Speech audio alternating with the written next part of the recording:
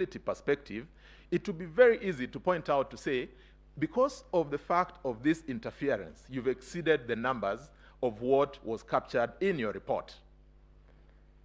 To give further comfort, this transmission is done over a virtual private network, which is provided by the mobile network operators, who themselves also secure that environment to ensure that there is no intrusion or interference coming from any quarter into the system.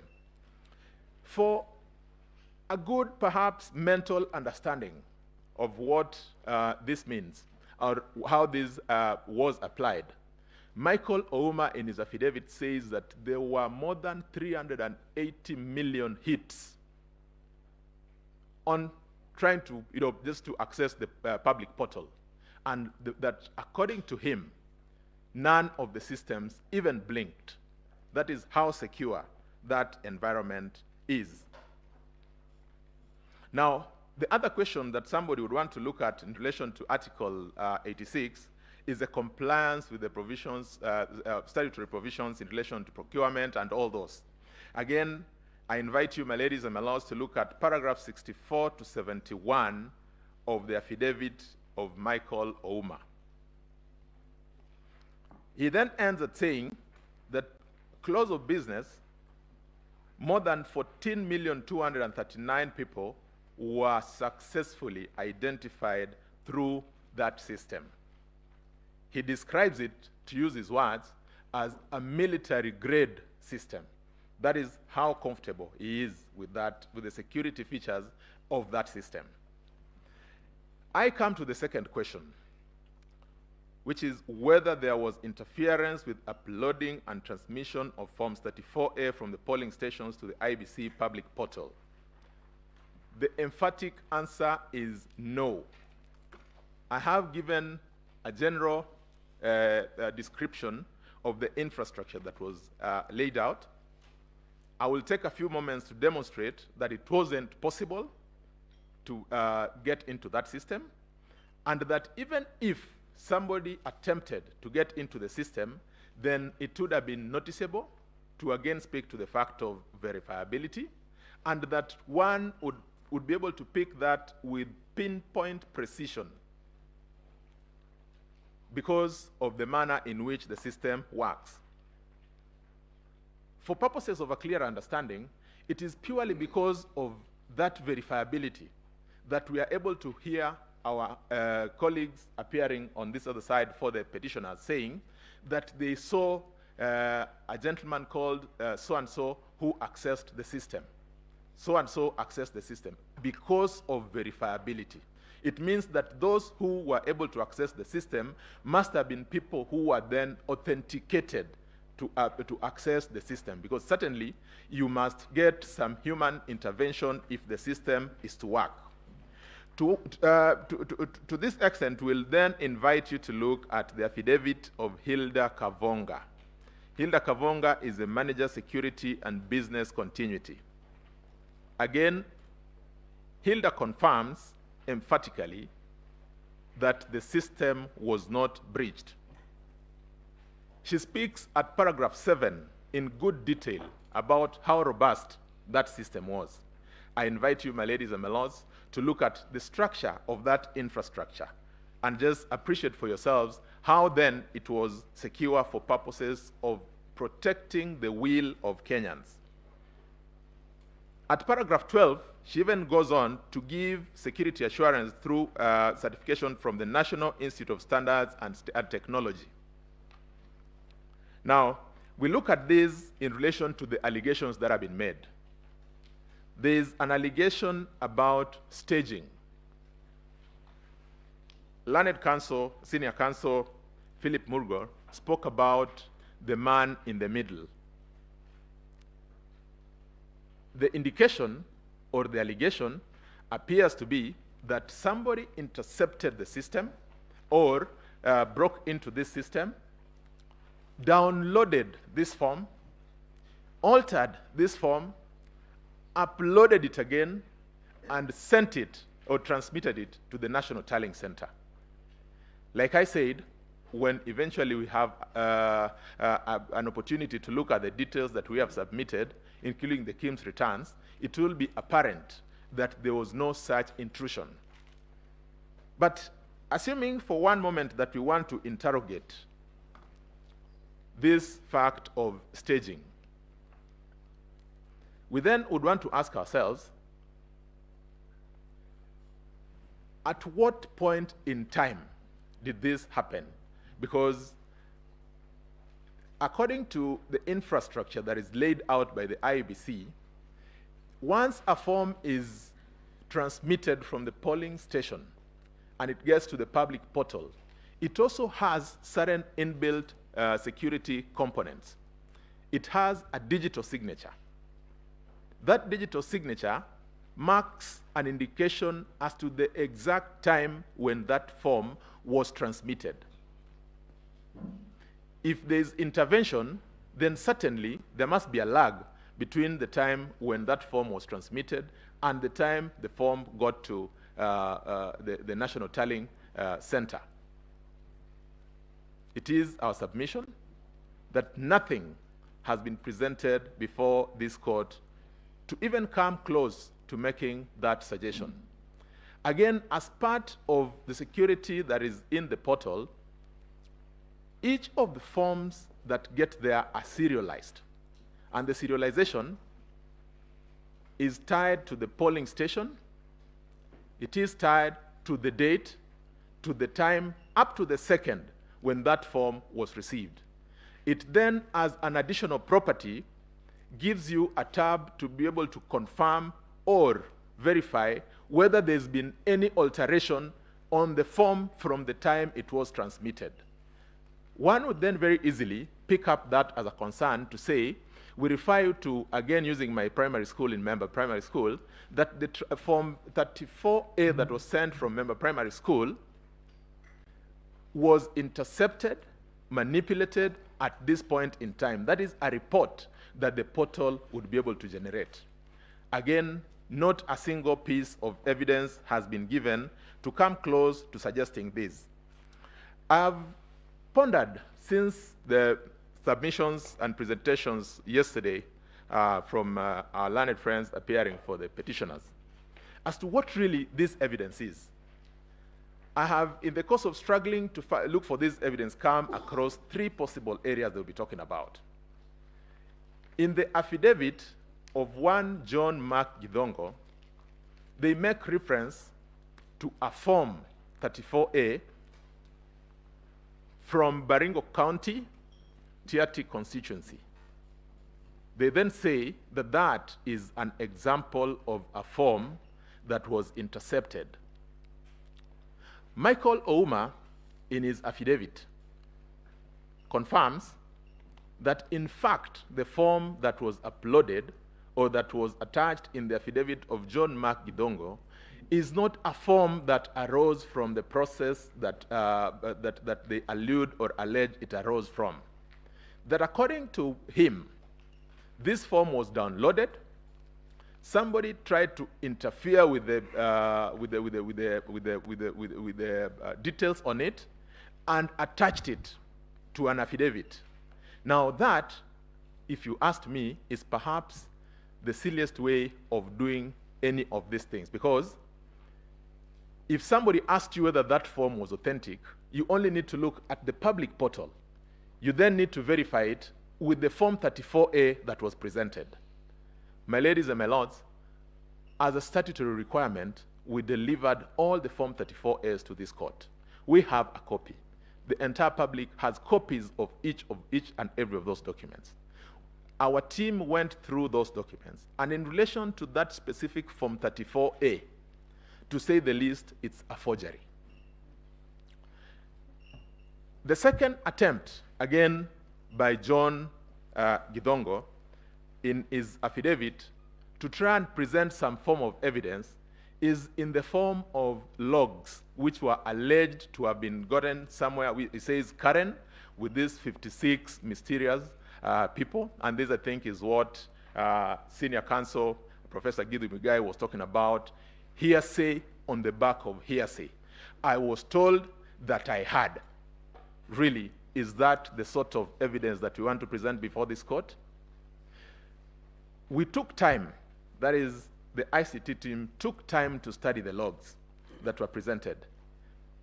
My ladies and my lords, I'm sure you have appropriate infrastructure to be able to make a determination on your own as to what these logs entail.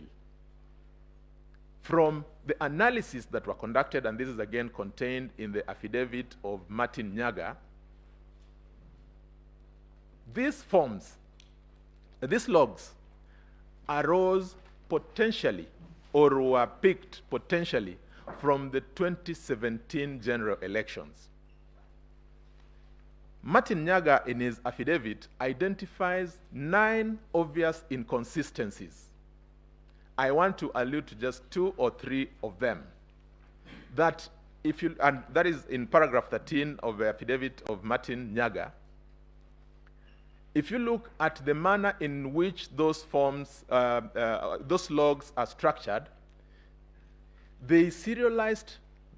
In 2017, the IEBC serialized its logs using the names of the constituencies. In that particular log, you'll find a name Changamwe. This time round, they did not use the names of the constituencies. They used the serial numbers. So that is the first inconsistency. Looking at those logs again, you see the name of one Asenge running an IEBC email account. Asenge was one of the returning officers of the IEBC in Changamwe in 2017. One is then left to wonder, at what point do we get to even forging documents, forging logs, to be able to demonstrate our case? Perhaps I will get to that a little later. Enters the third piece of evidence, which was supposed to now clean what was presented by John Mark Gidongo, the affidavit by one Commissioner Justice Nyang'aya. Commissioner Justice Nyang'aya attaches logs to his affidavit. He then emphatically indicates that those logs go into confirming that specific named people accessed the system and that they then interfered with the results. He names 3 officers from the IEBC. Their details are in the affidavits. My ladies and my lords, again, we took time to run through those logs. The logs that were presented in the affidavit of Justice Nyang'aya, according to the information from the ICT team, and this is to be found in the affidavit of Hilda Kevongo, one, do not speak anything towards identifying any of those names that are contained in the affidavit of Commissioner Justice Nyang'aya. In fact, according to Hilda Kevongo, those logs speak to the ordinary applications that run the systems in IEBC on a day-to-day basis. If you read through them, because they are written in English, you'll find indications like daily update completed, news downloads for the day completed. At no point throughout the 7 or 8 pages, which is supposed to be a representation of the logs, does any of the names of these individuals feature. One then is left to wonder why such an inconsistency had to come in the manner in which it came. We have had allegations about certain named individuals. There's been an allegation about one Abdidahir Malim. My ladies, my lords, Abdidahir Malim was one of the returning officers, duly gazetted for purposes of this election. Like I earlier said, he then had access limited to the singular purpose of transmitting the Form 34B in relation to the area he was presiding over. That, therefore, is an authorized person.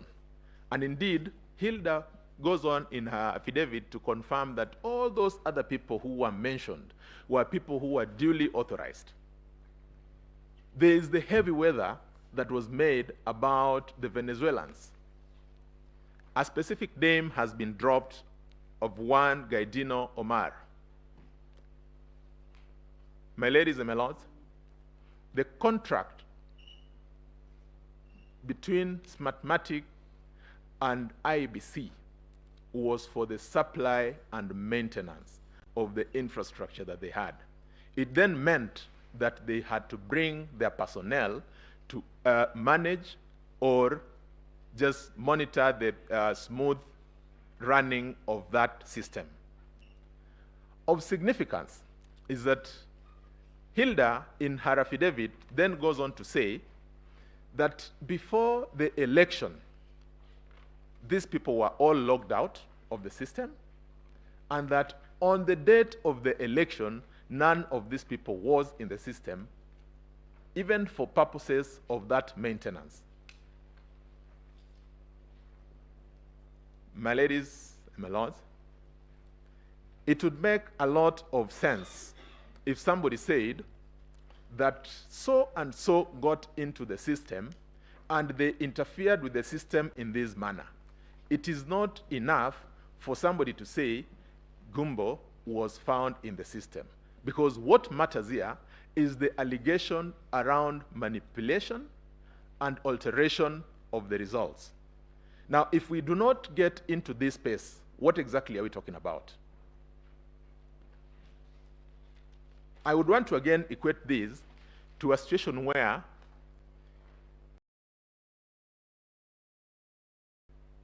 in your house, you decide to assign a plumber to do for you some work. When the plumber comes to do the work, then you raise an alarm and say, oh wait, there's a plumber in my house. How is a plumber to do the work that he's supposed to be doing in the house? Certainly, it does not make much sense. If you expect the plumber to fix the plumbing problem, then certainly you must give him access to the plumbing problem that you have. Now, I have looked at, and we've tried perusing through all these documents.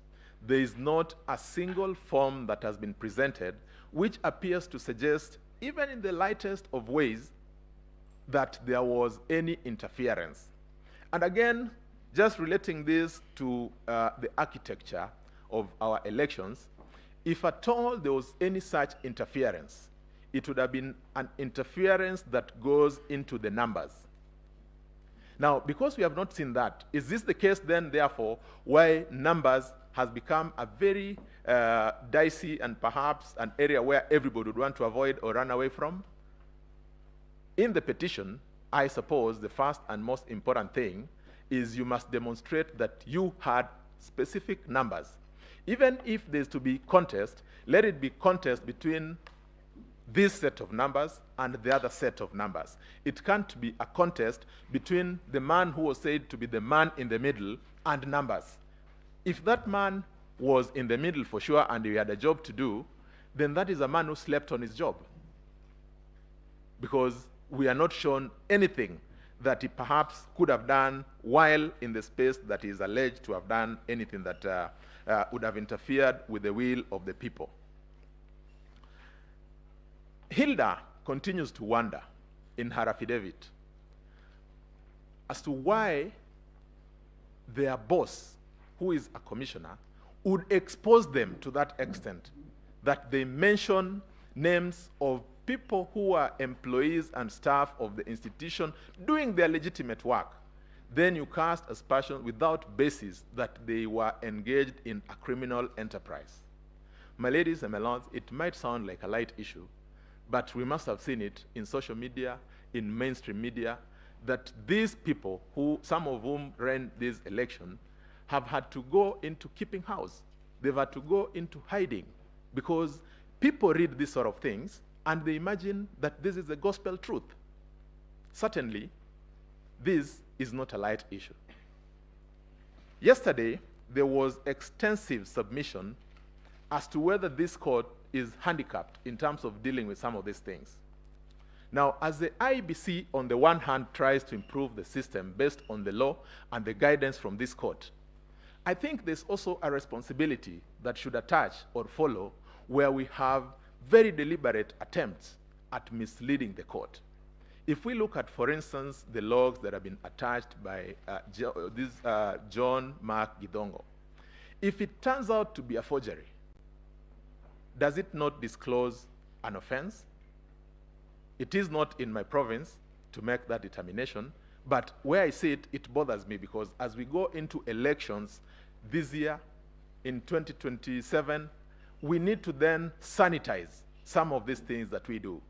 And one of the ways of sanitizing them is by holding people to account, so that if you present evidence that is obviously not true or that is falsified, then you must stop to ask yourself whether there would be a consequence or not.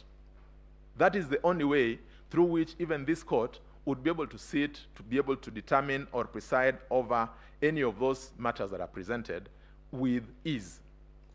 I need to add that at the Bomas, which is the National Tallying Center, when the returning officers got to Bomas, what happened?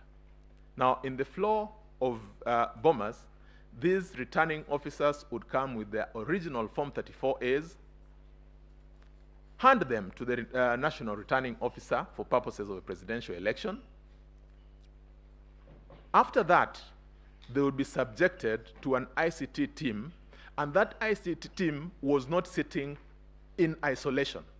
They sat with the agents of the parties, they sat with observers, and what they were doing was to again confirm those security features we had spoken about. After that, they went into the detail around the numbers, comparing what they had in the Form 34As that were in the portal and the Form 34As that were then presented, the physical hard copies. From the direction and guidance of this court in 2017, Raila Odinga, what the commission was to do was to record those errors. I confirm, my ladies and my lords, that the commission did exactly that. The error report has been availed to this court, but of significance is that as they were preparing that error report, a copy of that error report was also availed to the agents of all the parties.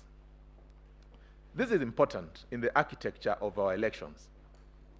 It is important because, as opposed to asking the court to now go through scrutiny, it will be a question of saying, wait a minute, in the error report, there's a difference between the results that came from member primary school, which I have either in my carbon copy from my agent, or that was presented by the returning officer, and what we are now seeing in the portal.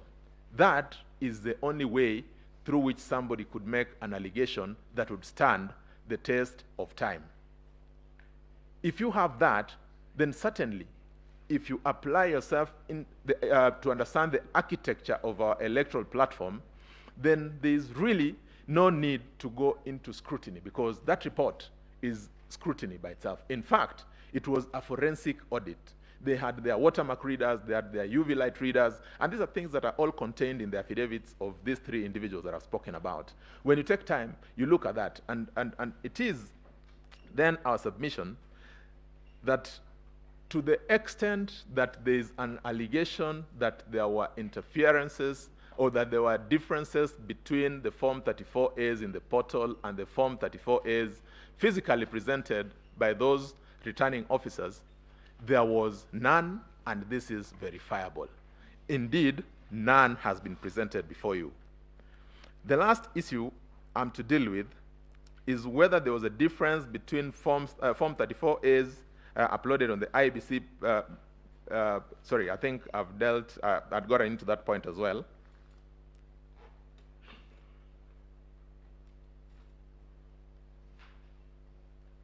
And so, there was a question that was raised about Form 34C.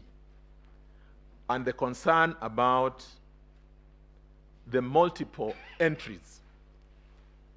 Submission was made by council that the Form 34C is supposed to be generated once. Again, that sort of submission would only come from a false, if not limited, understanding of the process. I say that because as the verification and retallying of the Form 34As were going on at the National Tallying Center, whenever they completed the verification and retallying of a constituency, they would then upload it onto the Form 34C after the completion of the verification. That then meant that that process had to be an incremental process. That is why when somebody says that there is a gentleman called so-and-so who accessed the server or the rear end of the result transmission network 1,000 times, it simply speaks to the fact that they had to make entries. It should not be lost that we were using, according to the jurisprudence in Maina Kiai, results from the polling station, which is the original Form 34A. Now, if we look at the number of the polling stations, speaks to about 46,000 and a few hundreds. It then meant that a corresponding number of entries had to be made on that Form 34C. And that, because I'd said it is supposed to be done incrementally, I would want to refer for clarity again to the affidavit of Commissioner Justice Nyang'aya. At paragraph 51 of the affidavit of Commissioner Justice Nyang'aya, he says, or he acknowledges, that indeed it would be inaccurate, impractical to expect the 7 commissioners to be the ones to do all these specific assignments that the commission is supposed to be doing. Similarly, and by parity of thought, when the law says that the commission shall, for purposes of this, generate that Form 34C, the law does not contemplate that the chairperson of a commission will sit with a laptop and make 46,000 plus entries by himself. This is what my learned senior counsel Kamau Karori was speaking to. This is what is contemplated under Section 11 and 11A of the IBC Act. And so, if we then tie this to the submission that he had earlier on made, that if we read under Article 138(3)(c), the Independent Electoral Commission to mean the entire institution, then we would not run into the problems that we are running into. Because as we saw, and as will be demonstrated in, by our subsequent speakers, that exactly is what happened. The entire bureaucracy or the entire institution of IBC participated in that process. As I conclude, I want to make a submission that when we make these allegations in our election petitions, perhaps we need to also ask ourselves if we have done that which the law contemplates of us. And that if the law gives you an opportunity to choose your agent for purposes of verifying or speaking to you in relation to the processes in the election, if you fail to present an agent, would it be appropriate to then come and burden the subsequent processes through applications such as what we're seeing for scrutiny? Because the law contemplates that that agent should be able to point you to the fact there's a problem in a particular primary school. Go there. Don't ask for the entire of a constituency. Don't ask for the entire of a county. And I think that has been the jurisprudence that has been developed. It then follows that we must sanctify the place of agents in our elections. And because agents are like our spouses, you choose your own. You choose the one you trust. If you get, nobody imposes an agent on you. If you choose one you don't trust, then really you can't blame anyone. If you choose one who does not understand why you assigned them that responsibility, again, you cannot possibly blame anyone. So, as I seek to take my seat, we ask, my ladies and my lords, that in the usual strong manner in which you've spoken in relation to these issues, and following the very lengthy submissions that we had yesterday, we also rely on you to help us clean this electoral system so that as the Commission does its part, on the other hand, the public and every other person must also do their part. I am most obliged, and thank you for according me this opportunity.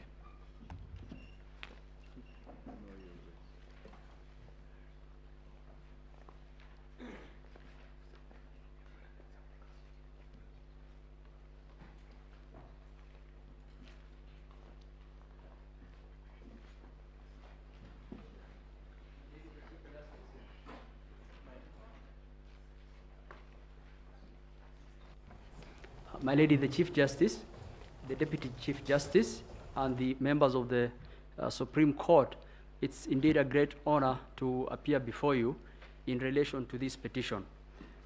My role today here is to take you through the numbers. I will take you through the numbers. The numbers will be running on the screen. Your name, please. My name is Mahar Somane Advocate. My name is Mahar Somane Advocate. I'll take you through the numbers as it relates to the petition that has been filed. I will also give you an audit trail of mechanism which the court can use to measure the petition. The first question that I'll answer today relates to the question that has been put to us. And the first one is whether the postponement of gubernatorial elections in Kakamega and Mombasa counties, parliamentary elections in Kitui Rural, Kachaliba, Rongai, and Pokot South constituencies, and electoral wards in Nyaki West, in North Imenti, and Kwanjenga in Embakasi resulted in voter suppression. The allegation of voter suppression due to postponement of these elections is not a question of hypothesis. It's a question of fact. It's a question of numbers. What I have done is we have gone through the numbers to give you a comparative data on whether the same is true. The first one, as it relates to Kitui Rural, we have gotten the data for the constituencies in Kitui. Your Ladyship, if you look at the constituencies for Kitui, the voter turnout for Kitui Rural was 60.29%. So for us to actually make a comparative data and analysis to actually see whether there's been voter suppression, we look at the constituencies nearby and see the data we are getting from the constituencies nearby, whether the inference can be made by this court that there has been voter suppression. The voter turnout for Kitui Rural is 60.29%. I have highlighted in yellow in your screens. It is comparatively similar to the voter turnout in Kitui Central. In fact, it is Kitui Rural is higher. Kitui Central is 60.10. It's comparative to Mwingi Central. So to the question the court asked, whether there was voter suppression in Kitui Central constituency because of the postponed election, the answer is an emphatic no. I will go to the second question. The second question the court asked is whether the postponement of elections in Kachaliba and Pokot South led to a voter suppression that led to a low voter turnout in favor of the petitioner. The answer is data-based. I have provided the comparative analysis. I want the court to look at it. The voter turnout for West Pokot was 81.44. The voter turnout for Kachaliba was 81.44. I have highlighted in yellow. The voter turnout for Pokot South is 80.44. It is higher than Kapenguria. It is higher than Sigor. Comparatively, in fact, those voter turnouts were higher than the ones which the elections were not proposed. That claim falls flat on the data that were provided to court. I will proceed. I will go to Rongai. The question the court asked is whether the postponed elections in Rongai led to suppression of voter. I have provided the data on Rongai. The voter turnout of Rogai was 61.41 for the presidential. It is higher than in Joro. It is higher than in Naivasha, and it's comparatively similar to the other similar constituencies. To the allegation that there was voter suppression in those places because of the election that was postponed, that allegation is untrue, falls flat on the data we have provided. To the other question, whether the postponed elections in the MCA ward for Nyaki West led to voter suppression, the voter turnout for Nyaki West was 64.32. If you look at North Imenti, it was even lower. It's comparatively similar to the other we have provided. To that allegation, that falls flat on the data and the comparative data we have provided. To the allegation that the MCA ward in Kwanjenga, that there was voter suppression because of that, the MCA ward in Kwanjenga, the voter turnout was 46.32, comparatively similar to Embakasi South, which is 49.62, comparatively similar to Imara Daima and also in Pipeline. To that allegation, when you look at the comparative data, it's not a matter of hypothesis, it is not borne out by the data. To the allegation that the postponed elections in Kakamega led to voter suppression in terms of the petitioners' votes being undercast, the allegation falls flat on the comparative data. We have provided the data for Vihiga, which is similar.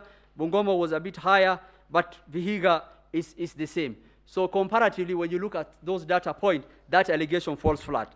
To the allegation that in Mombasa, there was a voter suppression because of the election that was run, I want to point out, even in 2017, the general voter turnout in Mombasa is generally very low. That data is available. It's always lower than the other constituencies. But comparatively, it is almost something that is comparable. To those, so I have answered. So to the question that the court put out on the comparative data, the answer is there was no voter separation in those places. Senior Counsel Kamau Karori has already explained on the reasons why those elections was not held. There was nothing premeditated about those elections, not holding those elections. Reasons have been given in the affidavits of the chairman Wafula Chebukati and Marjan Hussein Marjan. So to that allegation, we want to show the court the petitioners have a hypothesis. We have provided the data to the court to actually aid the court to come to a conclusion. The second question I want to answer that the court put out to us was whether there are unexplainable discrepancies between the votes cast for the presidential candidates and other elective posts. Indeed, if there was unexplainable discrepancies, is a grave issue, which we know. We will show through the data that we have provided to the court that the same is not true. In fact, we can account for each ballot. To just guide the court, refer to the affidavit of Moses Ledama Sunkuli, which is on record. We have provided the comparative analysis. In fact, what I did is we provided the 34C, the 37C, 38C, and 39C. Those are the forms for the governor, the senator, and the women rep. We tallied against the presidential. I want to refer the court to paragraph 36 of Moses Ledama's affidavit for the court to look at it.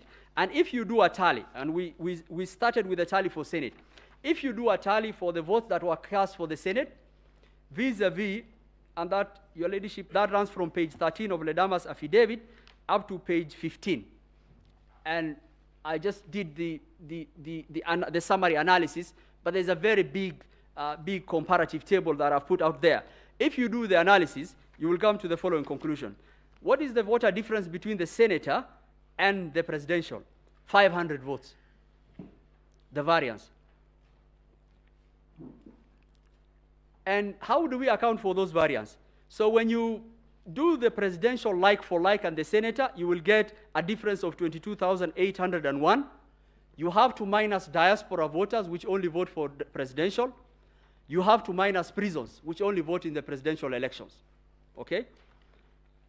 And then you have to look at stations which were affected and did not have any results for any of those elective posts. For example, in some of the stations, some few stations, some violence happened. Likely they did not report for Senate. When you do that analysis, you will get the differential is 500 votes. I have done an elaborate analysis also on the stray ballots. When we get to that, I will explain. So the differential between the Senate and the presidential is 500 votes. And that 500 votes, we can account for in stray ballots. I have attached the polling day diaries for Kibra and Makadara. I have done an analysis to actually check what is the stray ballot per constituency, and this tallies like for like. So to the question whether there was a discrepancy between the presidential and the Senate vote, the answer is an emphatic no. It is explainable by looking at what the information that we have provided. To the second question, whether there was a discrepancy between the women member of National Assembly for the women rep as compared to the presidential, I will tell the court to look at page 18, page 17 and 18 of Moses Ledama's affidavit.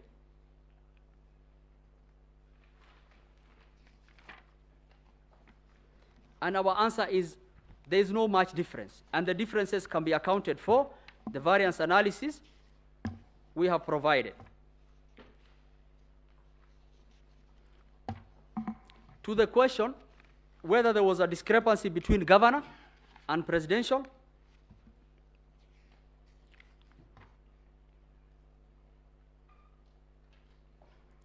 we have also explained that there's no such variance. Petitioners have been talking of variance of 800,000, 900,000. There's no such variance. And in fact, the small variance that you will see for the women rep, which is 9,419, can be explained for by the stray ballots. A small analysis we did for the stray ballots, Your Lordship, is that in Kebra constituency alone,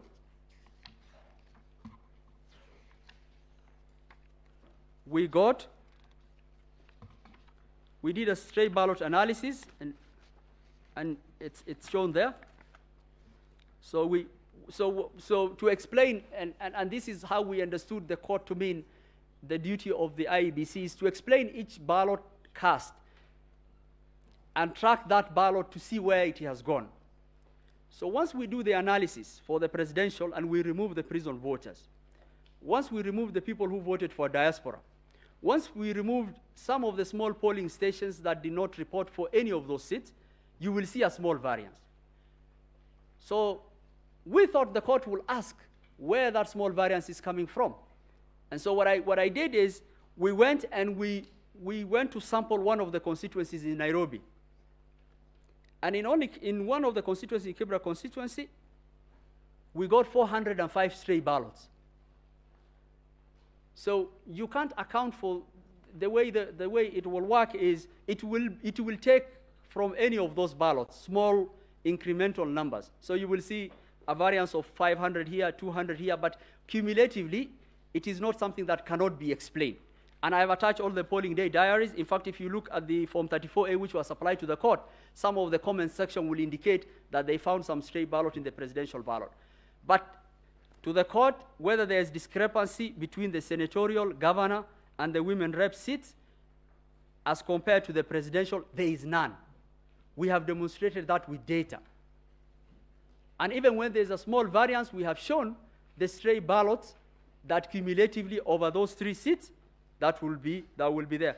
A question was, a submission was made by Learned Counsel, Ms. Julie Soweto, that there is 33 per polling station stray ballots in Kirinyaga. I will explain that. I don't know what numbers they are using. It's an old litigation strategy in numbers for shock and awe. I think what they are trying to, if you look at the numbers for Kirinyaga, there is no difference between presidential and the governor of 22,000. In fact, the variance is 900 votes, which can be explained for by the stray ballots. The number they have indicated for governor, I don't know where they have gotten it from, is not what is in our 37C, and we've indicated that in our submission and also in our presentation. So to the question that the court asked, that whether there are inexplainable discrepancies between the votes cast for presidential as against the governor, for presidential as against the women rep, for presidential as against the Senate, the same is not borne out by the data that we have provided to the court. Now I'll go to another issue which was made heavy weather of by learned counsels on the voter turnout. Justice Smoking Wanjala asked, how important is the voter turnout to the actual valid votes and to the actual declarations. Of course, it's an important issue. The only problem with it is that council are not understanding how we calculate voter turnout. And I want to explain to the court how voter turnout calculation is done using the kits. Pursuant to the Maina Kiai case, the court was very emphatic that elections must be conducted at the polling stations. And pursuant to that, voter turnout reporting is done per polling station. So how do we do it? When the polling station opens and Kenyans are voting, depending on the network access of the kits will be sending us information every 2 hours. The kit will be telling us 200 people has passed by this kit in this polling station, and that information will be collated until the end of polling day. So 2 things to note here. The first one is that the reporting is done per KIMS, per polling station of the reporting KIMS. So for example, on the 9th August 2022, when the polls closed, the IEBC gave a turnout figure of 56.1679%, which is the percentage turnout. That correlated to the total number of registered voters in those schemes, in those polling stations. The problem that the petitioners are having, they are saying these 56.1679% you announced must be of the total people in the register, which is 22,140,258. 120,258. We don't do that. We report per KIMS. So if 200 people reported in that KIM and the number of registered voters is 600, we say 200 of 600 voters. We add the next KIM, 300 people have reported, we say 300 over 600 voters. The next KIM, 400 KIMs have reported, 400 over 600. We keep on aggregating until we see how many KIMs have reported of those polling stations. Why do we do that? Because of 2 reasons. The first one is, which is in the affidavit of Hussein Marjan and the affidavit of the chairman, because of network issues in some places, far-flung places in Kenya, some of those KIMs will report late. Some of those KIMs will report much later. So if we did a number over the total number of registered voters, we will be giving a false turnout. So the turnout we give is based on the aggregated voters of the reporting station in that KIM. So if you took when we announced, the 56.1679% is based on the total registered voters in those stations who have reported in those KIMs, which was 21,481,642. Your Ladyship, you'll realize this is much lower than the total number of registered voters. And we'll keep on accumulating. KIMs will keep on reporting. 235 polling stations went manual. We will have to later on aggregate the 235 polling stations which went manual. Then we come with a total voter turnout. And if that is the reporting we do, 2 arguments that have been made in the petition of Omtata and in the petition of number 5 fall off. The first one is, their contention is that the chairman announced a turnout on 10th August 2022. That is the third line, Your Ladyship and members of the court, announced a turnout of 65.4%. What we have indicated is 64.6%. Your Ladyship, I will pause there to just inform the court that the chairman clarified that statement. The recording is in the affidavit of the chairman. And the actual clarification the chairman gave, he said that the total reporting polling stations, and if you hear his statement, it will give some clarification. We never say the total number of registered voters, because we will have that information when our manual count and everything has reported.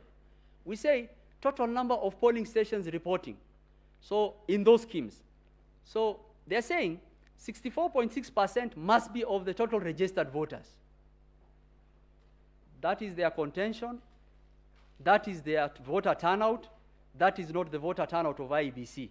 The voter turnout as a percentage was, at that point, 64.6%. The number of reporting schemes were 21,926,565. You will notice from this number, there are some polling schemes which haven't reported. As they go to the constituency tallying center, those schemes will report. You will also notice that we haven't included the manual count to give us a total figure of the total voters who will have registered, who will have reported. On 10 August, when all the schemes returns have come from all the polling stations, the number of persons identified, that is the last number on the table, 14,239,862. As against the total registered voters in those stations which reuse the schemes, 22,005,541, giving a turnout of 64.7103. You notice, Your Ladyship, we haven't included the manual count. So that is all schemes in all polling stations. What remains now? Manual count. And this is important. I will pause there. We were very deliberate in trying to help the court in be able to identify and actually provide an audit process for the contesting parties' allegations. In the affidavit of Michael Ouma, we have attached 7 volumes of the schemes returns for every polling stations in the Republic. Why is that important for the petitioners and the court? That is the first audit trail process. How is it at the first audit trail process of? We've provided the schemes returns per polling stations in the Republic. We've also provided the certified copy of the 30A. So if anyone wanted to look at how many people pass in that polling station, you will look at your schemes return, you will look at your 34A. And if there's any inconsistencies between the schemes return and the 34A provided to the court, then question can be asked to our client. So in providing an audit trail process, the first way of providing an audit, which is both manual and electronic, is the schemes return provided in the affidavit of Michael Ouma in 7 volumes, as against the certified copy of 34A we provided as per the regulations of this court. So we provided that. And if you look at those schemes returns, they will correspond with this. They are from 45,994 polling stations. The number identified by schemes, 14,229,862. The total number of registered voters, 22,005,591. And the percentage is as indicated.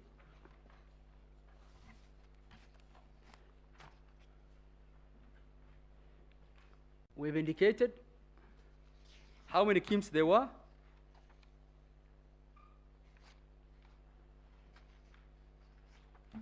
And I just want and after the aggregation of the manual and the schemes, and that's the table that's there. So to the question, I think that is important for the court, and the court will ask, is the first question that the court will ask, what is the registered voters in the Republic? And I think that is not contested. 22,120,458. I think it's in the affidavit of everyone, that the register is publicly available, that can be accessed. How many polling stations do we have in the Republic? 46,229. How many people are registered in those polling stations? 22,120,458. How many polling stations were authenticated through using the kits? 45,994. How many registered voters are those in those polling stations? 14,239,862. What are the registered voters in those polling stations authenticated through the kits? 22,005,591. What are the polling stations that were not authenticated through the kits?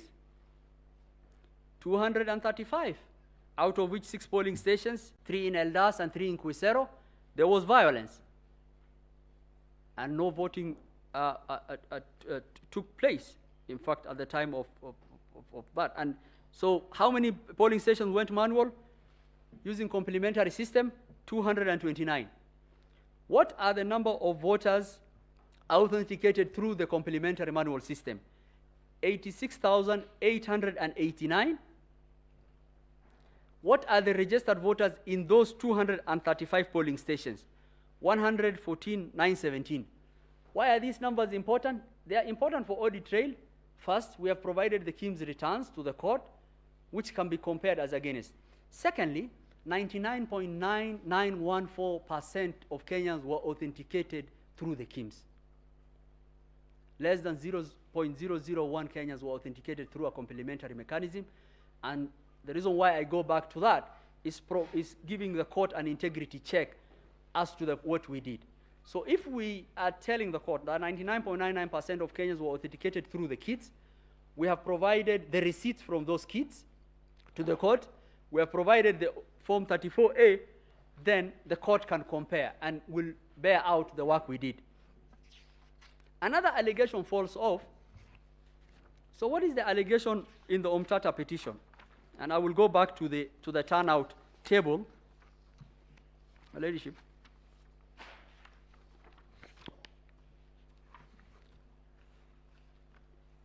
They are saying that the turnout announced by the chairman on 10th August 2022 must be over the total registered voters. That is where the mysterious 140,000 is coming from. So they are saying the 64.60 must be from the 22,124,058. We are telling them that is not how we calculate our turnout. It was very easy to confirm with us and ask us how you do it. We're telling them that number is out of 21,926,565. We could not do it over the registered voters because some stations went manual, some KIMS had not reported. How will we give a number over a total in which we don't know the status of some of those stations? Because the returns have to come for us to be able to give that. So they're saying 64.6 over the total voter turnout will give you 140,000. IEBC has not accounted for 140,000 voters. It's a lie. I think they are wrong on the maths, and they are wrong on the substance, and they are wrong on the substratum of how we are calculating that. And I think it's imperative that the court understands that. So the issue of 140,000 is not here nor there, and we have demonstrated that.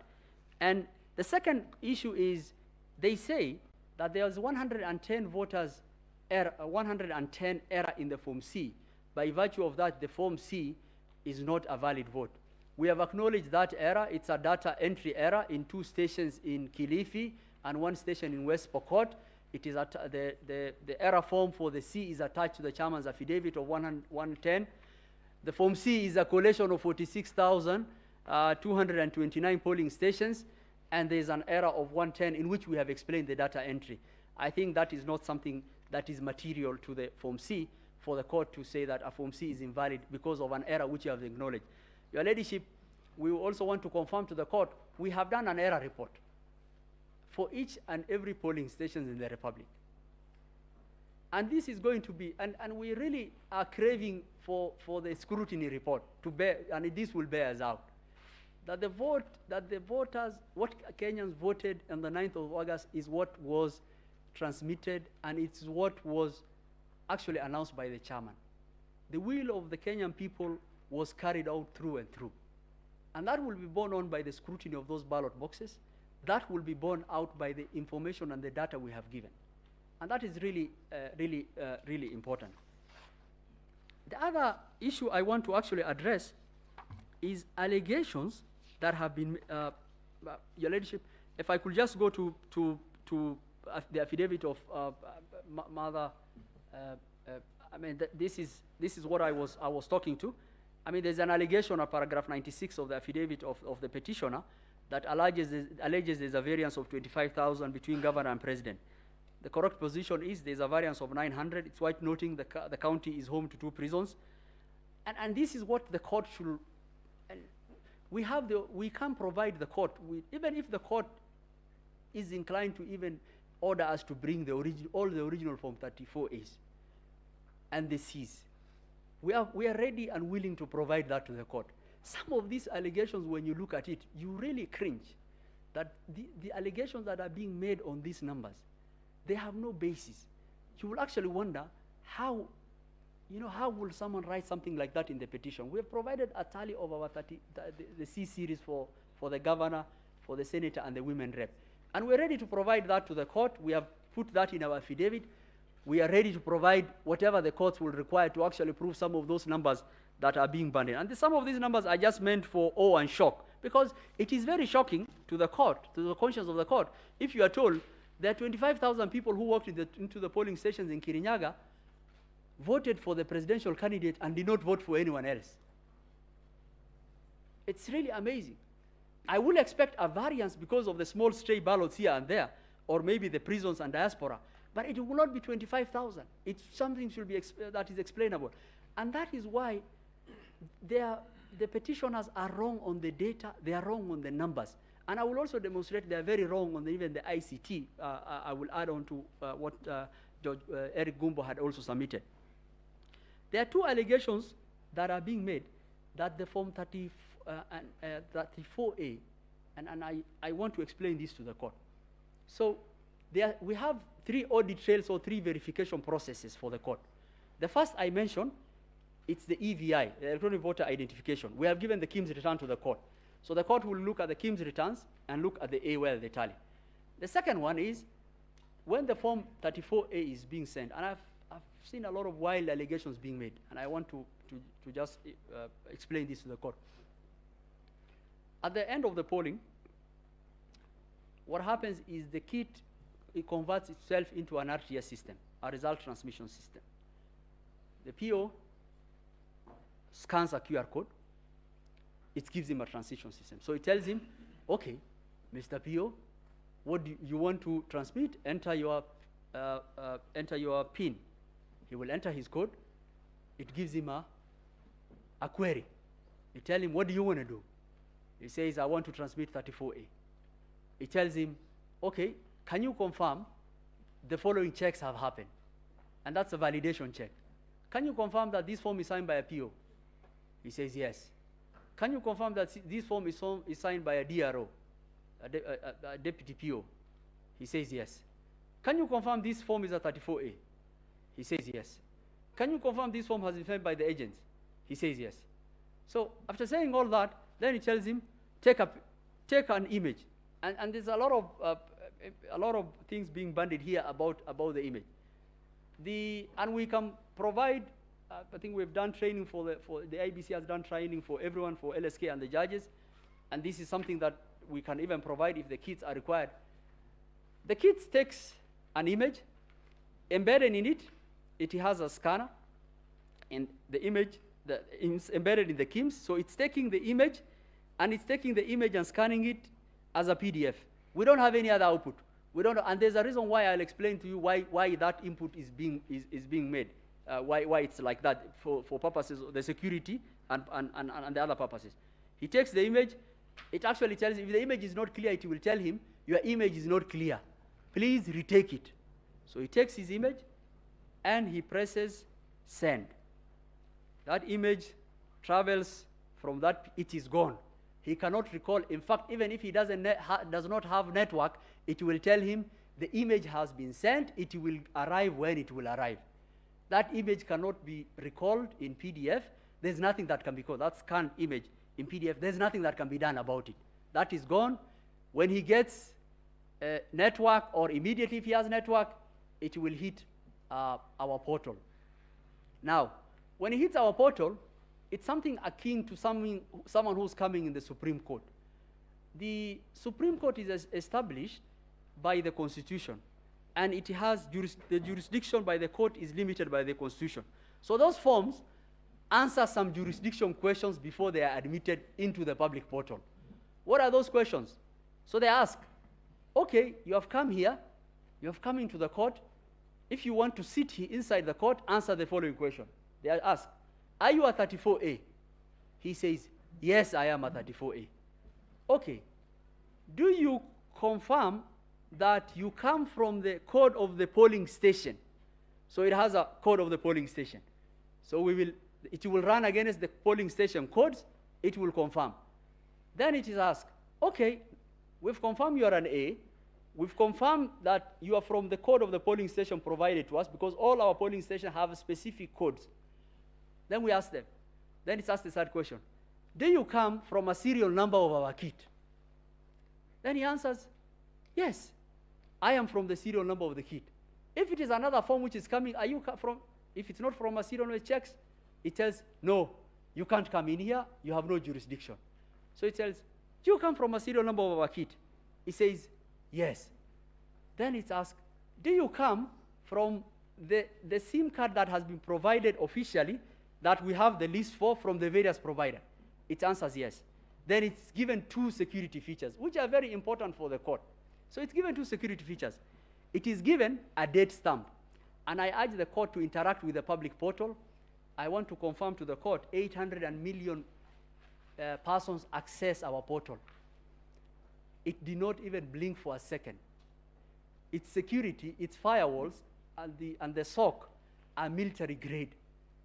And in fact, a lot of the allegations that are coming from the other side is, people are so frustrated in trying to hack our system is, why is your system so good? Our system is so good because it's based on blockchain. It actually, what it does, it actually gives resources as is required. If the 50 million Kenyans logged in now to our portal, it will give them without even stuttering whatever form they want. And it will allocate resources on how many people. Out of those 380 million people, 300 million were Kenyans who downloaded, who looked at the result. So after asking that, it gives two things. It gives a timestamp. The form is given a timestamp, and it's given a date stamp. Now, with that, one of the allegations of staging falls away. So someone is telling you, someone captured a form, amended it, returned it. I am telling you, all my forms have a date and timestamp to the millisecond. And there is no one form that has been transmitted at the same time. And in fact, if you look at the portal, you will see that. You open the portal, if you look at the tab of the portal, it will say 34A. It will tell you the polling station. It will tell you the KIM serial. It will tell you the date the form came. And how precise is this system? Some of those forms came on the date of the election. Some of the forms, because of tallying, came a day later. Some of them came 2 days later because of the elections in Eldas. And it will give you the timestamp to the millisecond. And actually, if you look at it, so if someone is telling you, oh, we had staging of 11,000 forms, you will expect that to the millisecond, right? To the millisecond, you will get 11,000 forms which have been uploaded. And I want to inform the court, there is no one who can upload the Form 34A. Form 34A are only transmitted from the KIMS by the PO.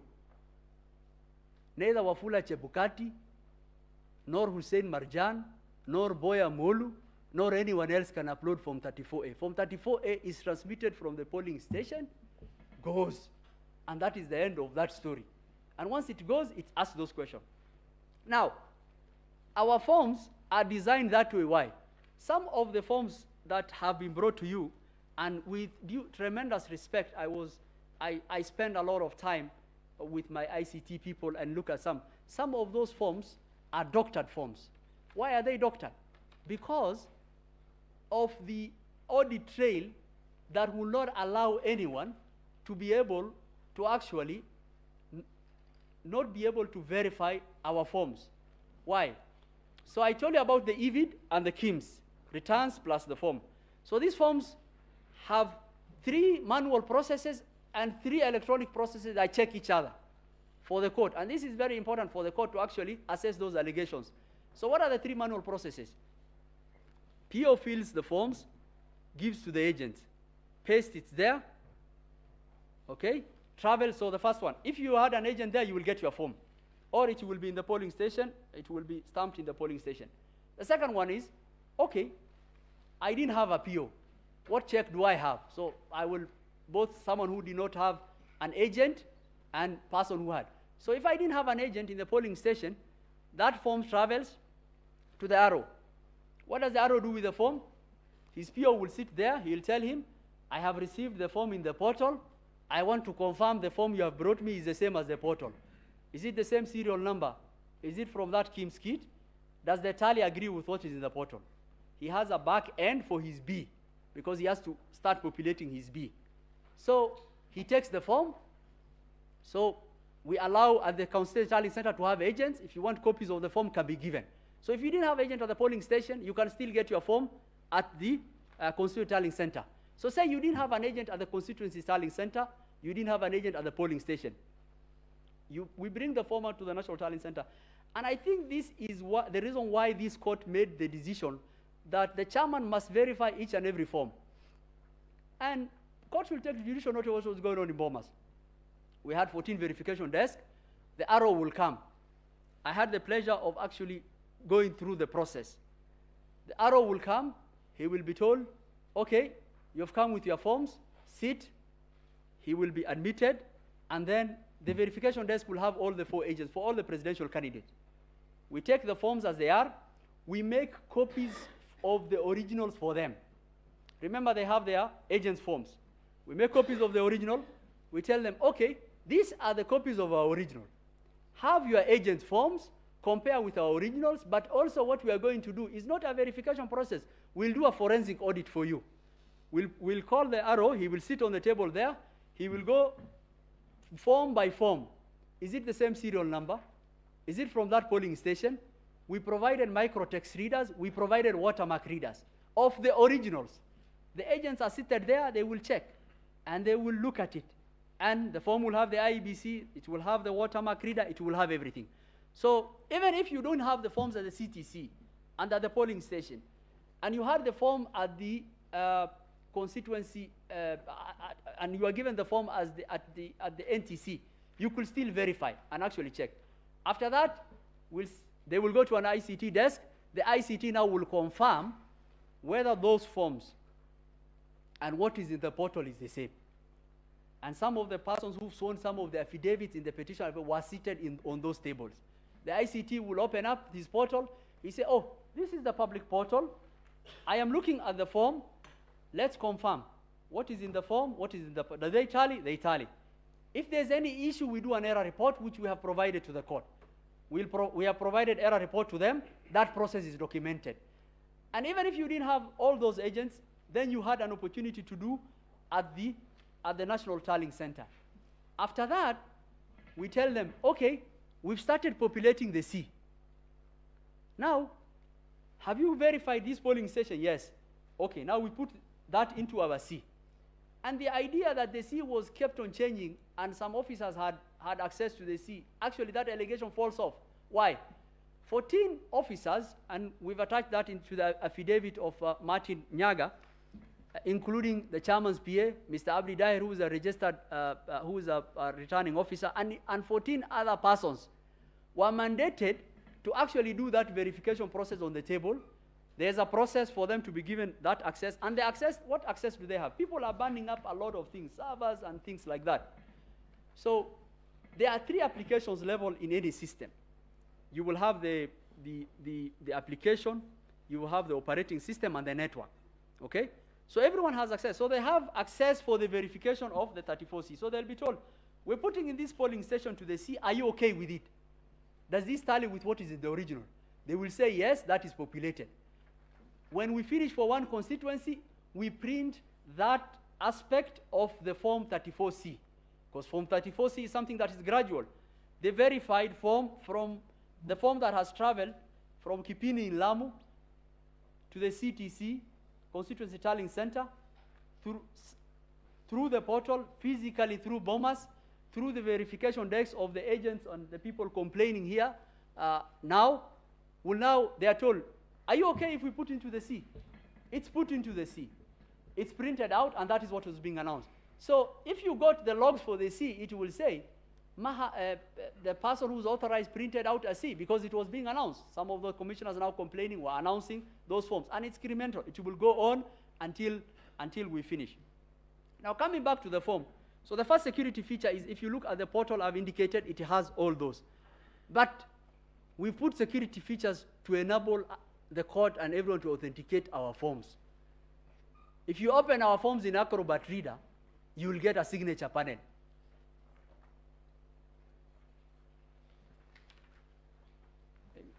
You will get a signature panel. And the signature panel is able to tell you the path of validation of our forms.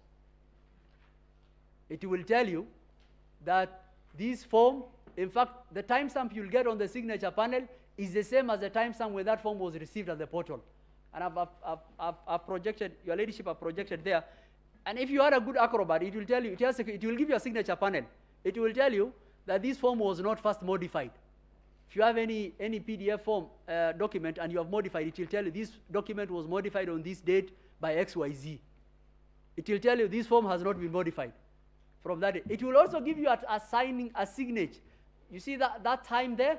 That is the time that is on when it was received on the portal. It's the same timestamp that when you open any form on the portal, it will indicate. So the allegation that forms were intercepted, staging happened, the authentication of our forms are very robust. So the second one now. So how is someone able to prove that our forms do not tally with what is in the portal? You only have to do one thing. You have to download our forms from the portal, get a relatively good Photoshop, and change the numbers on the tally. And I'll come to those allegations where the 34A in the portal are the same as what was given to the agents. We have provided 44 affidavits from various POs. Some of our POs who are Kenyans have had a very sleepless nights. Allegations have been made against them that the forms they brought to the ROs were different from what was announced. The allegations of an affidavit made by someone should be checked against the affidavits of each and every polling station clerk and polling presiding officer who we have endeavored to give the affidavits to the court. And we have given 44 affidavits for presiding officers on these allegations and many more affidavits for the returning officers. So the only way you will be able to show is you have to print out our form. And the problem with that one is because you cannot do anything about this, where the agents and everything sign, you have to get a Photoshop, amend it to JPEG, get a Photoshop, and actually just remove with the tally. But like every other plan, it has a lot of weaknesses. And the first weakness you will get is, and the first thing they say is, in Gaina polling station in Tiati, that their agent provided them a form. And this is really important for the court. We say untruths have only one leg. They don't have two legs to stand on. The truth stands firm. They say in Gaina polling station, and this is in the affidavit of Anolo Chieng, that their agent provided them a form. The form is different to what is in the portal.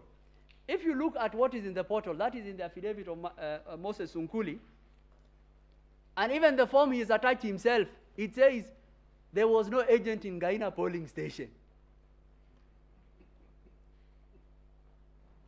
We haven't even gone to authentication and the verification of the process and the form, and I will show that why this is a bad Photoshop gone wrong. So the first allegation is, in Gaina polling station, their agent gave them a form. The tally for the presidential candidate is different from that.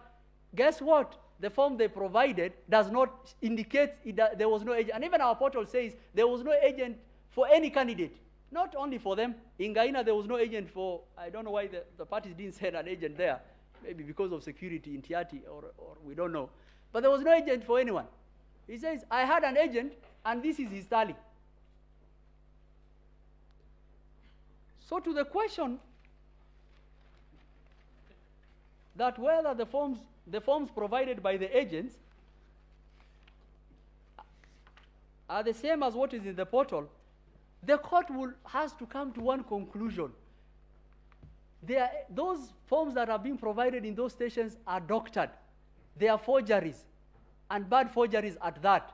The first paragraph of that affidavit says so.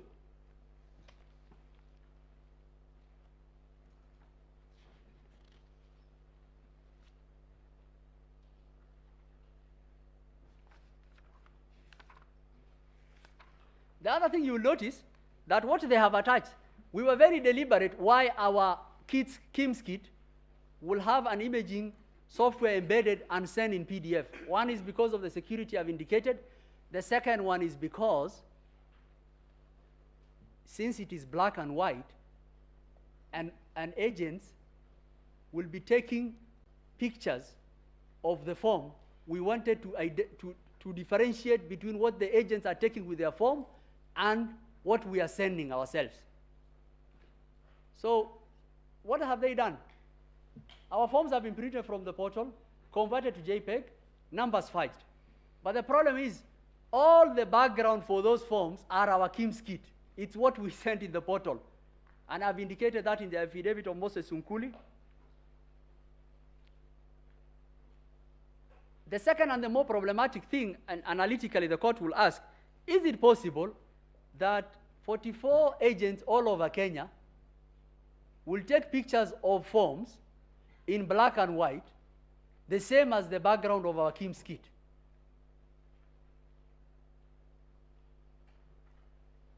And the reason is because of the robustness of our processes. Because we have a manual check and we also have an electronic check. The manual check I have described, the electronic check, the EVI. The second electronic check, I have described how our forms arrives. So if someone made an allegation that, oh, the form of my agent is different from what I have, the court should ask, okay, we have a portal, we have IEBC POs who are saying something else, we have the original, which has gone different stages. How come it's only your form? And what is fudged, Your Ladyship, I want to point out to the court, is the only thing that has been amended in those forms is the number of tallies. Why have they done that? To tell the court, oh, look, IEBC portal is different from what we have. Okay, if you are thinking, and the challenge that I have been given the challenge that I've been told by my ICT people is we will leave our portal open for another year. If any one of these people who are alleging anything, let them go upload one form. And we took our constitutional duty very seriously to give that audit trail to the court for the court to be able to make a determined decision. I will mention 3 things on ICT. The first one is John Gidongo has given us an affidavit, which we have answered with Martin Nyaga's affidavit. He has given forged logs. And when we actually answered and actually told him these are forged logs from 2017, he said, oh, these are demo, but these are the real ones. But I think the court should look at the real logs. For example, one of the logs that is charged is the one for Justice Nyangaya. Justice Nyangaya attached Linux cron logs. The Ladyship, it's like, and he says these people had access. It's easy to read those logs. They did not mention, no one of those people had access. It's like someone telling you, as you are using your computer, it's running background information, it will give a lot of, the OS will be running. It gives a lot of information. And someone says, oh, Mahat accessed the laptop of the judges and did this. And the information that person is giving you is the OS system. Oh, this server, there was an update of this program, there was this. If there was any evidence of that, you should provide something that says, this person accessed at this day at this time. So even the logs which are attached to Justice Nyanga's affidavit are not things that will bear out the allegations they are making. The second thing that I want to mention to the court is the affidavit a lot of people have made the submissions by the petitioners was that the affidavit of Benson Wesonga and John Joroge proves there was access. We've answered those affidavits, and you will really, it will surprise this court that Joroge says, I audited the IEBC system. And in answering the first question, we told him, that is a criminal offense. How do you have access to the IEBC system? Which, of course, is a lie. Then he attaches logs. Some of them cooked up, but some of them we've answered. So, for example, he says, the chairman's PA, a gentleman of repute and an advocate of this court who's been a row all over the country, who was part of the 15 people who were doing verification on the Bomas desk, who all the agents were present when they were making the verification of the C. Oh, him he accessed, and 2 other people. How many times? 1,000 times. First, what did they access? I told you, no one can access or upload anything apart from the Kim Sone. What they accessed was at the verification panel for the C, and all the agents were there. Did they require the chairman to sit there entering manually the 46? And in fact, we have attached the authorization for each and every person who was seated on that table. And the court should take judicial notice of what was going on in Bomas and the constitutional timeline relating to the 7th day. Those people had access, the agents were there, everyone was there, and of course, they will verify. He verified 1,000, another person will verify 800. There are Kenyans who have not slept for 5-6 days to actually undertake a constitutional duty of a higher calling. Not well remunerated people who hadn't slept for 6-7 days. They are actually, what they are doing is, they access. Yes, what were they supposed to do? They will access the RTS panel for the C. They will verify you are there. The deponent was on the floor of Bomas. Joroge was there. Their agents were there. The ICT was there. And the court should make note of, there was no one allegation that a form that is in the portal was different than an original which they had verified as relates to the tally.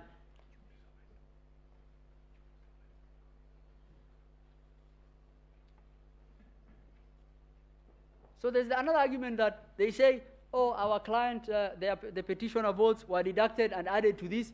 We told them, show us the proof. How are they deducted? We have 7 proofs. So in mathematics, you use proofs to prove a point, to prove knowns and unknowns. We have 7 proofs. We have our arrows at the polling station. They had agents.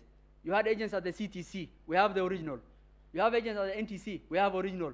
We have what is transmitted in the portal. We have original. All of them tally, and you are saying your client's votes were deducted. How?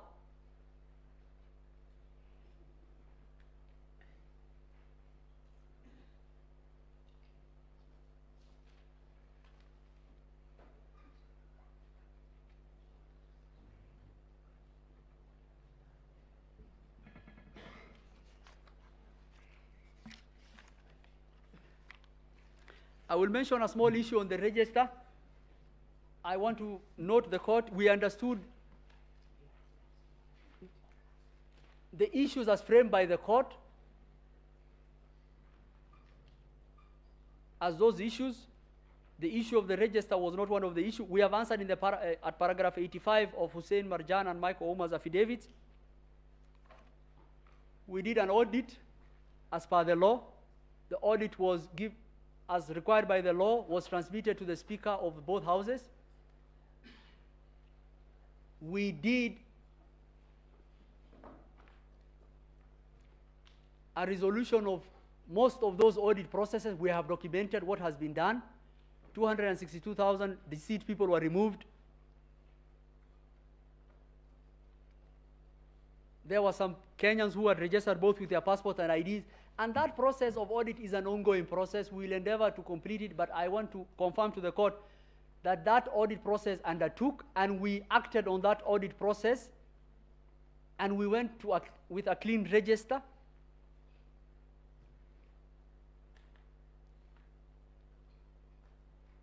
with the elections. An allegation was made that, oh, your client was printing 34 A's, many of them to actually do something untoward.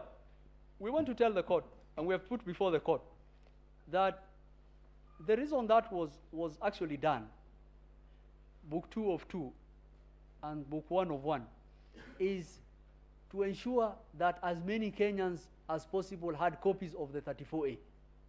So you have a form 34A, and if you printed only 6 copies, one copy goes to the ballot box. 1 copy is supposed to be attached to the polling station. Those are 2 copies. 4 copies are supposed to be given to copies to the presidential candidate. Then we have an issue that a copy has to go to the RO. And what we did is we wanted to print many copies of the A's for the purposes of the result. And the reason why, because the carbon copy, if you reach 6 and you are actually writing on the carbon copy that you are giving copies of, when you reach the 3rd copy, it will not even be able to, you will not be able to read it. When that happened, the petitioners, together with religious leaders, traveled to Greece, and they raised an issue. They say they did not want book 2 of 2. So what did we do? We just gave instructions. We had a meeting with them. The same was shared by the chairman. The chairman, the same directive was given to our officers, and when they opened the polling stations, book 2 of 2 was being put in the ballot box. 34 2 of 2.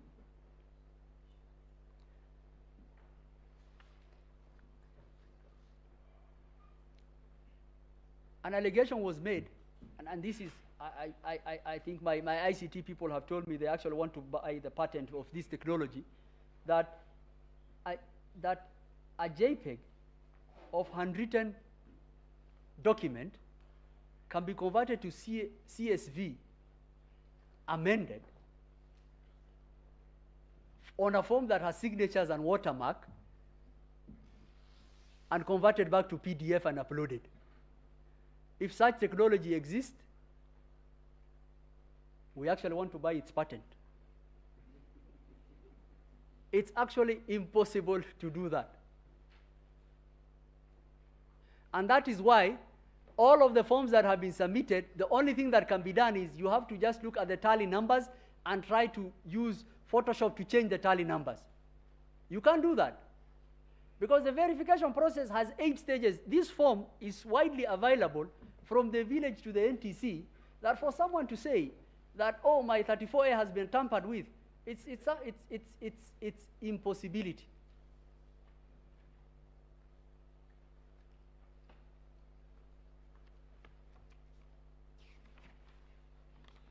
To just conclude, the petitioner's case says 500,000 Kenyans who conducted the elections, POs, deputy POs, ROs, and everyone, conspired against them. That is, the numbers don't pan out. The allegations of the form don't pan out. And the question I kept on asking, and this court should ask, is, what if on the day of the election, God forbid, that the RTS system of IEBC collapsed, and the only thing that is available to this court are original Form 34As?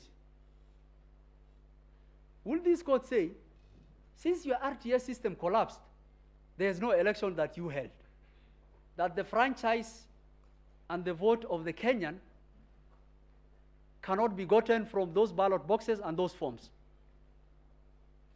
And the second question, and which is really, and we have indicated that in the firewalls and the affidavit of Hila Kavogo, and how robust our system was, and how many, who tried to do that. The other question is, 300 million Kenyans access that portal. They know the results as indicated. Those results can be verified from the forms original available, from the forms of the agent.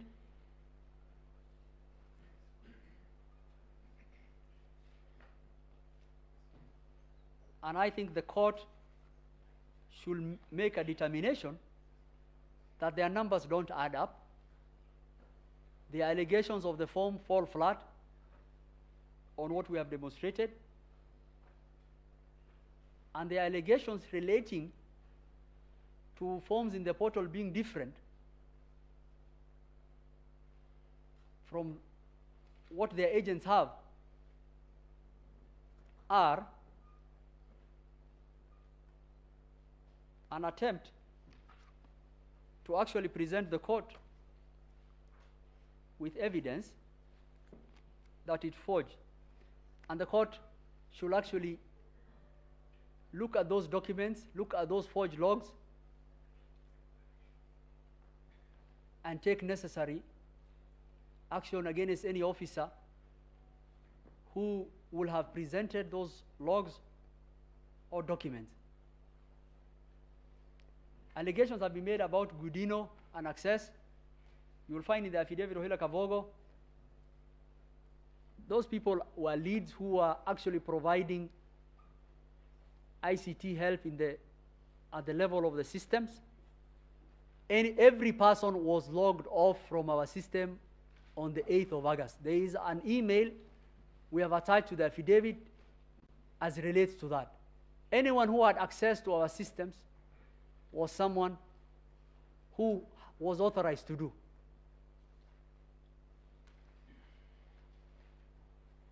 And finally,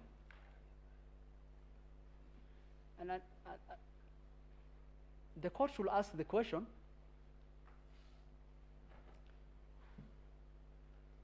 whether the 50% plus one was met.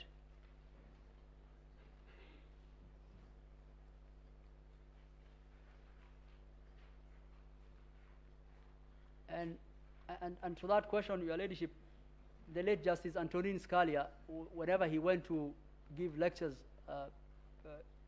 to all over the United States, everyone used to ask him about Bush v. Gore, and he will know whether someone is a Republican or a Democrat as to the question they will ask, and his answer will be, get over it, it's over.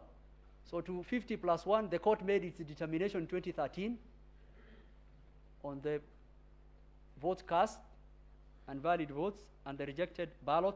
Rejected are not votes. Votes is an authentication of preference. There's nothing called rejected votes. That's a rejected ballot. The court emphatically made that decision in 2013 and in 2017. To the petitioner's answer as to that, I think the simple answer will be, get over it. With those few remarks, I yield the floor.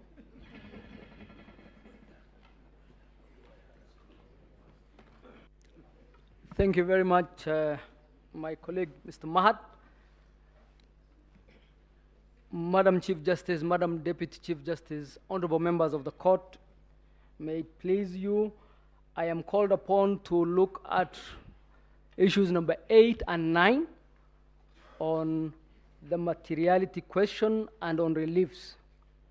My Lord, in view of the time, I will not go into... Sorry, Counsel, for our recording system, if you can just introduce yourself. We know you, but for our... I apologize, my Lord. My name is Abdi Kadir H. Mohammed.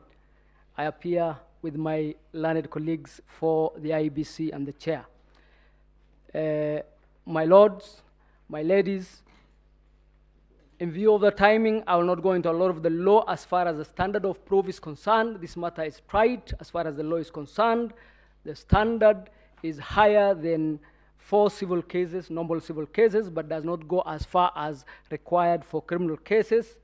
In other words, it does not go as far as beyond reasonable doubt, but it is higher than a balance of probabilities, except where criminal conduct is alleged or there is an election offense alleged, in which case then you go to the higher proof beyond reasonable doubt.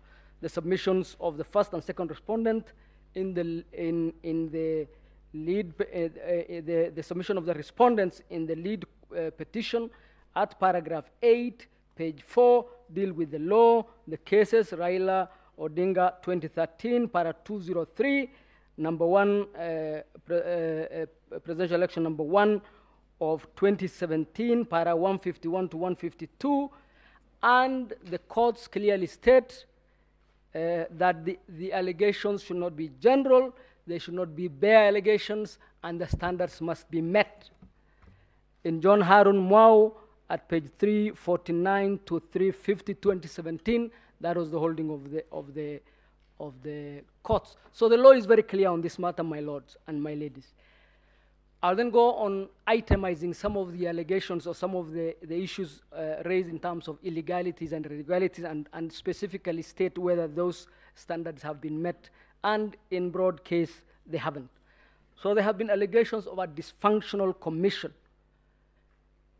This, my lords, is not a court dealing with a corporate governance case. It is an election petition court dealing with the presidential elections in 2022. My lords and my ladies, the case of Maina Kiai dealt with the issues of the commission and the chair and their place in the process that we're talking about, in the verification process. And it's very important to understand that the petitioners want to turn that case on its head, because if you recall, what the petitioners in the Maina Kiai case were fighting against, it was the interference by the commission or the chairman in the results when they come to the National Tallying Center. This is exactly what the petitioners are asking to do. They are asking the commission to interfere with the results at that point. That is not the law. Number two, there was the allegation that the commission is equal to the commissioners. That was dealt with by my learned colleague, Senior Counsel Kamau Karori. But let me just add that it will be absurd to say that the only elections, the only verification that is acceptable under the law is verification by the commissioners. What then would we make of the elections at the counties and the tallying and verification at the counties and the tallying and verification at the constituencies where no commissioner is present?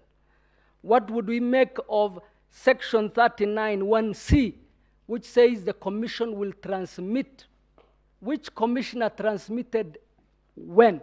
It is the commission officers, the commission employees, and the commission is certainly more than the commissioners. My lords, that allegation, therefore, that there was a dysfunctional commission and this led to the results not being verified is not borne. The standards have not met, and it is not the law. The commission practically will need to rely on its officers across the country in the 46,000 plus polling stations for the work of the commission, including presiding officers verifying and transmitting. The next allegation broadly was the issue of the rogue chairman. Here we have a bogeyman where all the issues can be affixed to this good gentleman. At the end of the day, after you clear through the fog, what were the issues that the chairman was being accused of? They do not meet the standards, I pray, that would be required for us to overturn the presidential elections in the general election of 2022 and send 14 million plus Kenyan voters back to the vote and spend immeasurable amounts in treasure.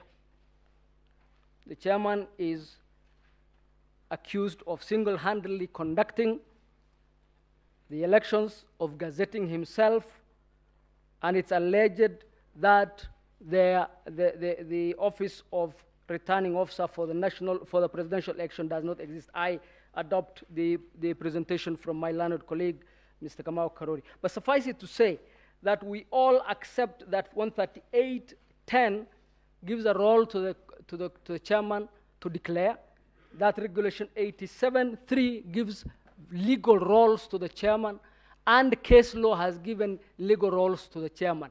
Those roles, when you put them together, essentially spell out the role of a returning officer. And in the old company law, the definition of a director used to go that a director is a director by whatever name called. And the returning officer is the returning officer by whatever name called, because he is undertaking the functions of the returning officer.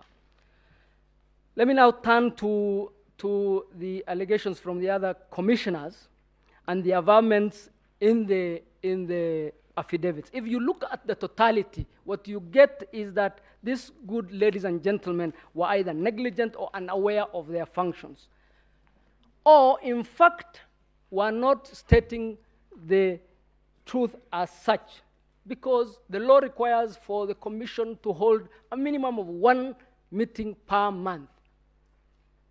More were held during the elections. They attended all those meetings under the affidavits. The vice chair and Mr. Wanderi attended the trip you were told about in Greece, where they went to check on the presidential ballots. The announcements were made by these good people almost 70% of the time. In other words, almost 70% of the announcements done at Bomas were done by these particular commissioners. And the tables were there for everybody to see where verification was happening. And they had no one stopping them from going to attend or direct if they wanted to direct. We would have shown at this point their access to the floor in the 4-minute clip, but in view of time, I will skip that. But I would urge the court to look at that video clip to show the extent of the operations of the commissioners, and especially these 4, in terms of the operations at Bomas. Then we go to the 27 constituencies. The affidavits clearly show that those constituencies were tallied and they were in fact verified, and that the record will clearly show that what was remaining was the announcement. And the 4-second clip will show you the environment and the fracas at the announcement podium at the point in time when Professor Gulie was to go to that podium to announce the 27 stations which had been verified and tallied. I'll play the 4-second clip.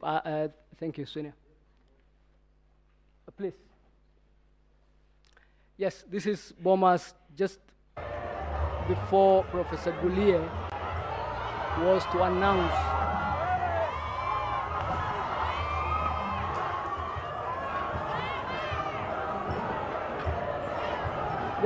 This is covered in the affidavit of the chairman, and is also touched on in the affidavit of Professor Gulie and also the chief executive, Mr. Marjan.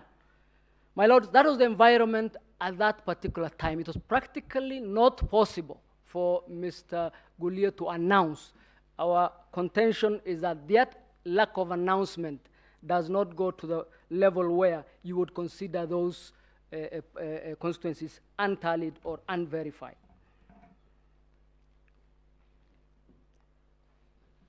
What then were the aim of the commissioners when they say we wanted to, quote unquote, own the results?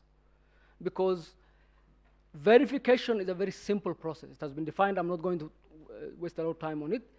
Tallying is a mathematical process. The only other verification required, other than compare the forms, was has the candidate met the 50% plus 1. What the commissioners actually wanted to do was what was stated in the affidavits of the chairman, the Professor Gulie, and Mr. Molu, which was to moderate the results so that a pre-agreed or pre-arranged result can be declared. That is what they wanted. What they wanted was for a meeting to sit over the decision of who will be president, not the voters, not Form 34A, not the polling station as the law is, but for a meeting of the commissioners at the National Tallying Center after the work had been done to moderate. That is illegal, it is unconstitutional, it is completely unacceptable. And this is in the affidavits. There were 2 meetings prior to that final meeting. One where there were visitors from the security agencies and the other from individual Kenyans. And those meetings were confirmed by all the protagonists. And this really was the scheme. This was the rupture You asked yesterday, how come we had not heard of this dysfunctional commission earlier? Because it was a process that was going on, and at the point of disagreement is at the point where now we have rupture. And from that point onwards, those commissioners are part of the scheme, and this time, instead of announcing the wrong results, it is aimed at getting this court to overturn the results. That is the scheme. That is the decision the commissioners wanted to be part of. In terms of technology, there are a number of allegations. I adopt the presentation from my colleague, Mr. Gumbo. In terms of the numbers, I adopt the long presentation of Mr. Mahat. And I would stop there in terms of the allegations. Suffice it to say that there have been many, they have been sensational, they have remained unproven, and they are not worthy of the level required to overturn the presidential elections of this country. Let me now go to the remedies very briefly. And the remedies, just one point in terms of the earlier issue. There was a push for moderation. That essentially is to overturn the elections. There was interference from state agents, again asking for a specific. Those are averred in several affidavits. There was the issue of the DCI and certain other state agencies. Contrary to the law requires that under Section 105 of the Elections Act, that all state organs and state officers must give assistance to this commission during this difficult period. Contrary to that, the DCI was indeed an impediment to the holding of the elections and to the functions of the IEBC at that point in time. There were very many officers of the commission picked from the tallying center, outside the tallying center. It is not a coincidence that the 4 commissioners refer to those staff members which were then picked by the ATPU. Ask yourself, what is the anti-terrorism police unit got to do with our elections in Bomas? Why would the anti-terrorism police unit be involved in the tabulation verification exercise at Bomas? And that scheme, that assault on our democracy is what you are being asked now at the tail end to. Let me also refer you to the affidavits of the commissioners where they say that the election process was okay until the very tail end. That tail end is where the matters went haywire. Let me go to the reliefs, my lords and my ladies. The reliefs as known by law in terms of the Constitution is at 143. The Supreme Court, if the Supreme Court determines that the election of the president-elect is to be invalid, a fresh election shall be held within 60 days after the determination. And Rule 22 of this court's presidential election petition rules empowers the court, after hearing a presidential election petition, to either dismiss the petition, which is what we are urging the court to do, what our clients are urging the court to do, or to declare the election of the president-elect either valid or invalid, and invalidate the declaration made by the commission under Article 139(5), and then orders to payments. There was a reference to Section 80 of the Elections Act, and it states that the court has additional power to, quote, direct the commission to issue a certificate of election of a president if upon recount of the ballots cast, the winner is apparent and that the winner is not found to have committed an election offense. Our view is that this is not operative in this case. Number one, this section assumes a recount. We have no recount in this case.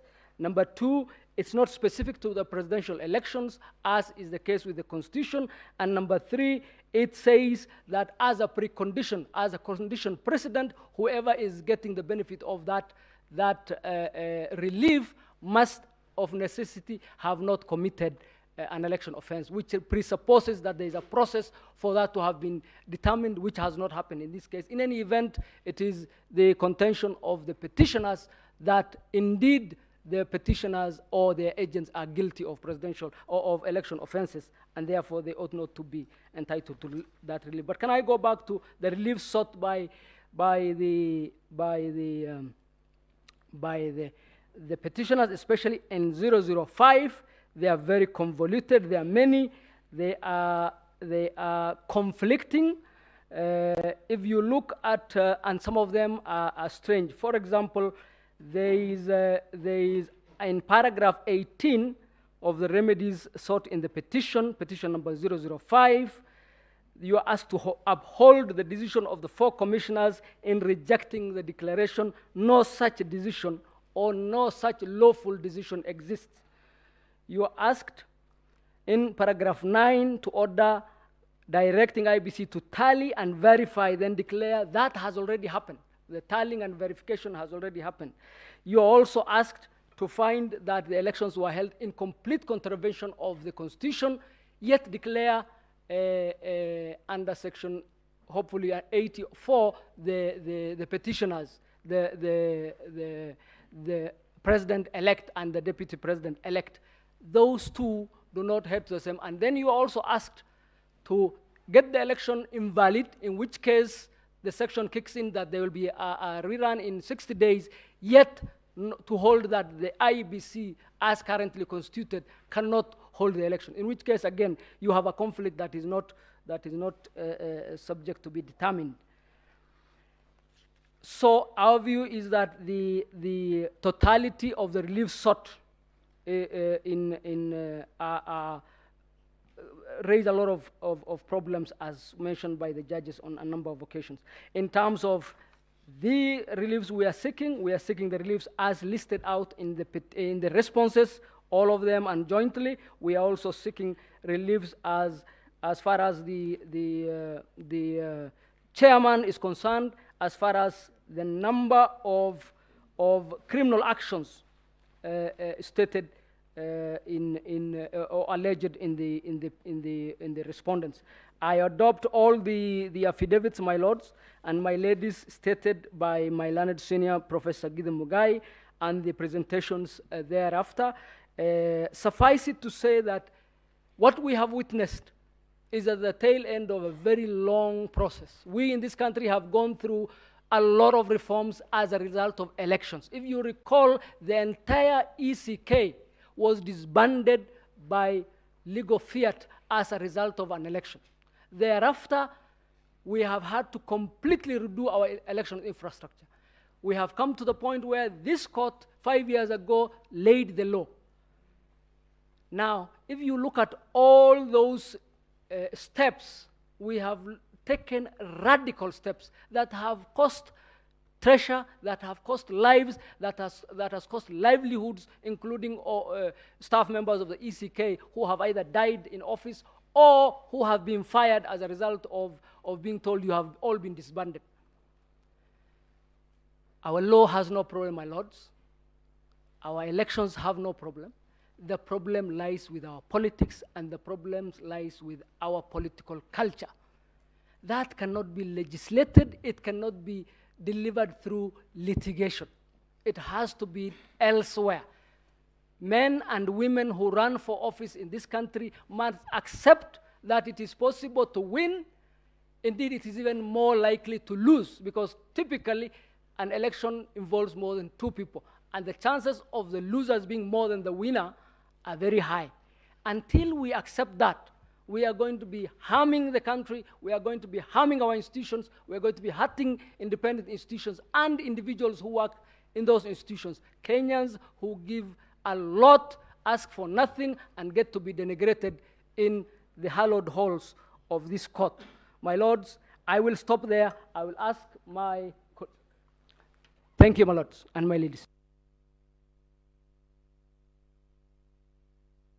My lady, learned members of the court, it gives me great pleasure to return back to the court 13 minutes and 20 seconds. Thank you very much.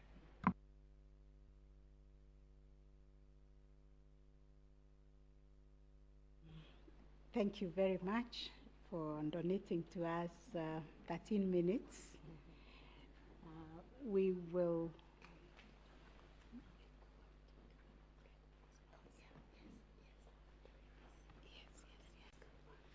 Yes. we would like to break now and resume exactly at 2, when we will start now the case for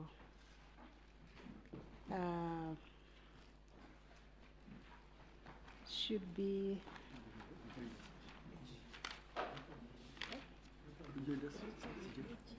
yes.